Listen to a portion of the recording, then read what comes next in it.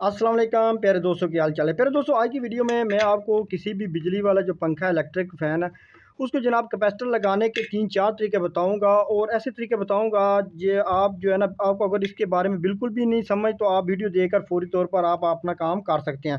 दोस्तों, मैं मोहम्मद सीर और आप देख रहे हैं सी टेक्निकल ऑलराउंडर। तो चलिए जनाब वीडियो स्टार्ट करते हैं। अच्छा दोस्तों, कैपेसिटर बदलने के सबसे जो है ना मेन जो आसान तरीका है ना, सबसे पहले मैं आपको बता दूं कि अगर आप बिल्कुल अनाड़ी हैं, आपको बिजली के बारे में कुछ भी नहीं पता, तो अगर आपका जो पंखा है ना, उसकी स्पीड कम हो गई है या आपका ये जो कैपेसिटर है ये ब्लास्ट हो गया है, तो आपने चेंज करना है। तो सबसे पहले दोस्तों आपने क्या करना है, आपने ये जो कैपेसिटर लगा हुआ है ना पंखे का, आपने उसको जो है जिस तरह लगा हुआ है कैपेसिटर, आपने उसी तरीके से उसको उतार कर उसी तरह दूसरा कैपेसिटर लेना है। उसी तरीके से आपको जनाब उसको लगा देना, ठीक है ना। सबसे आसान और पहला तरीका। अच्छा, अब फॉर एग्जांपल ये जो कैपेसिटर है ना, ये ऑलरेडी उतरा हुआ है, आपको नहीं पता कि ये कैपेसिटर जो है ना ये कैसे लगाना है। तो दोस्तों उसका तरीकाकार ये है कि ये जो कंपनी ने ना, जब भी इसकी वेंड करते हैं या इलेक्ट्रिशियन हज़रात करते हैं, तो इसको जो है ना आप एक तार को लहदा कलर दे दी जाता है और दो तारें जो है ना वो सेम कलर की होती हैं। आपको बुनियादी असूल बता रहा हूँ, ऐसा ना हो कि आप रट्टा लगा लें बाद में आपको मसला बन जाए, ठीक है ना।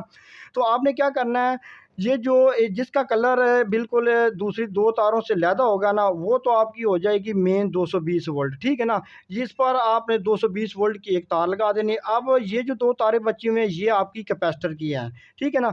अच्छा, अब मैं अब इसके साथ एक कैपेसिटर लगा देता हूँ। अच्छा, यहाँ पर एक चीज़ जो है ना उसका मसला बन जाता है, अक्सर जो है ना चक्कर वो उल्ट पड़ आ जाती है, इसके पंखे के जो है ना वो उल्ट घूमना शुरू कर हो जाता है। तो उसका भी मैं आपको तरीका बता देता हूँ।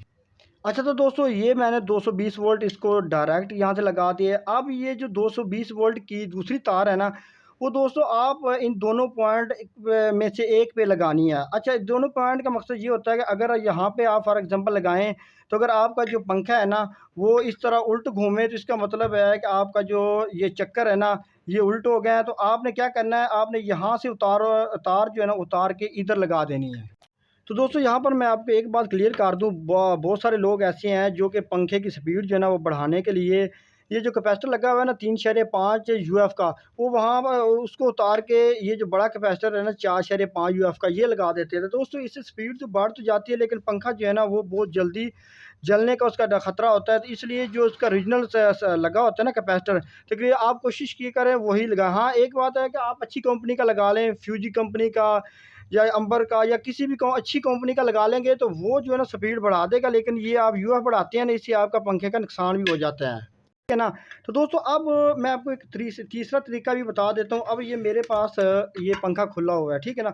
अब इसमें से ये 3 तारें आ रही हैं। अब मैं आपको थोड़ा सा इसका अंदर से भी समझा दूँ ताकि आपको जो है ना अच्छी तरह इसकी समझ लग जाए। तो पंखा है ना, इसके यानी एक अंदर वाली गोल लाइन होती है और एक बाहर वाली लाइन होती है। मैं आपको आसान तरीके से बताऊँगा ताकि आपको समझ लग सके। अगर आप इलेक्ट्रीशियन नहीं है तो फिर भी आपको समझ लग जाएगी, ठीक है ना।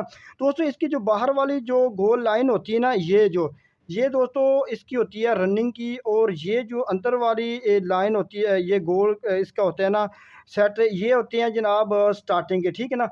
अब दोस्तों इसकी जो 3 तारें बाहर कैसे निकाली जाती हैं, एक रनिंग की तार और एक स्टार्टिंग की तार को इकट्ठा करके जो बाहर निकाल दी जाती है ना, वो दोस्तों आपने 220 वोल्ट के साथ मेन पे लगा देनी है, ठीक है ना।